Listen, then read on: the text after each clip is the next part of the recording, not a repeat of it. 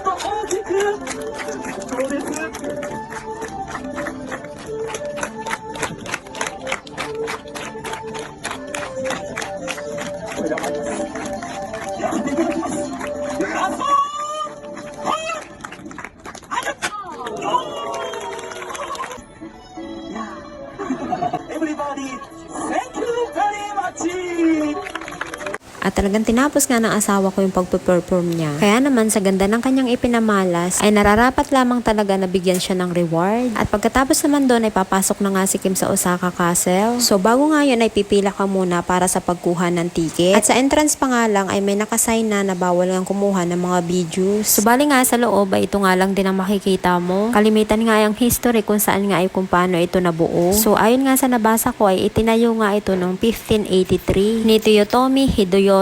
So, nandyan na nga sa loob ang mga pictures kung paano nga ito itinayo. At dahil nga tamad kami parehas ng asawa ko na magbasa, kaya naman wala na nga akong masasabi dito. Dahil sabi ko nga sa kanya, ikwento na lamang niya sa akin. Ay aba, ay gusto pang ako ang pagbasahin. Kaya ayan, maigi pa nga lumabas ka na dyan. Lobat na nga din daw pala ang cellphone niya. Kaya naman bumalik na nga daw siya sa station ng tren. Dahil doon nga daw ay may narerentahan na power bank. At dito na nga lang daw siya tumambay-tambay habang nagcha-charge ng cellphone. Hanggang sa dito na nga siya maabutan ng sunset. At wow, napakaganda naman talaga ng view. At pagka ganyan naman talaga kaganda ang view, ay walang hindi ka naman talaga dyan mapapatambay. At ang makaramdam nga ng gutom, ay naghanap na nga lang siya ng makakainan. At ito lang naman ang kanyang in-order. Isang order ng kanin, at isang order ng hamburger steak. At dahil nga wala siyang kasama, kaya naman kumain nga siyang mag-isa. At inggit na inggit nga ako sa kanya dyan habang kumakain na naka-chopstick. Dahil nga nung nasa Japan pa ako, ay talagang hirap na hirap talaga akong mag-chopstick. Gusto ko kasing kumain ng mabilis at hindi ko nga yun magawa kapag naka-chopstick. At pagkatapos naman niyang kumain, kumain ay bumili naman siya ng kape. At dito na nga lang siya tumambay ulit sa labas. Ito pa nga yung part na nag-video call siya sa amin ni Yume. At di rin naman nagtagal dahil nagpaalam na nga siya na uuwi na siya. Bago nga yun ay sinauli niya muna yung nirentahan niyang power bank. O paano kung nakarating ka nga po hanggang dito ay marami pong salamat. Hanggang dito na lang po muna. Bye!